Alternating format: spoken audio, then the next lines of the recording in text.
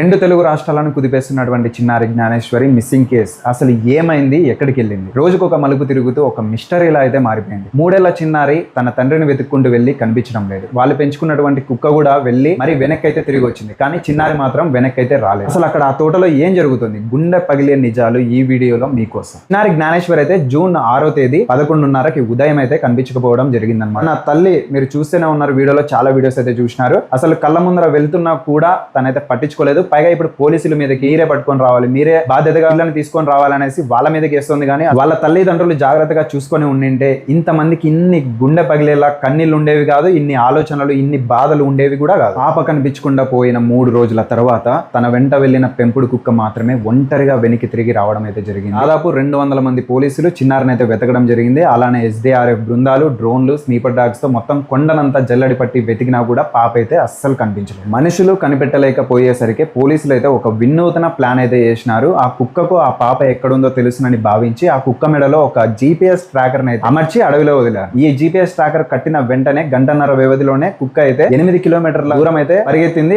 అంతలోనే పోలీసులు అయితే ఈ కుక్క చిన్నారి వైపే వెళ్తుందనేసి భావించడం జరిగింది. ఇంతలోనే సీన్ అయితే రివర్స్ అయిపోయింది. జూన్ 13 కుక్క అయితే ప్రాణాలు విడిచడం జరిగిందనమాట. GPS ట్రాకర్ పెట్టక ముందు బాగానే ఉన్న కుక్క GPS ట్రాకర్ పెట్టగానే ఎందుకు చనిపోయింది? అసలు అక్కడ ఎవరన్నా వాళ్ళని గుర్తిస్తుందేమో అనే భయంతో అక్కడ ఏమన్నా విషం పెట్టి ఉంటారా, లేకపోతే దట్టమైన అడవి కాబట్టి ఏదైనా క్రూరముఖం ఆ కుక్కపై దాడి చేస్తుంది అంటారా?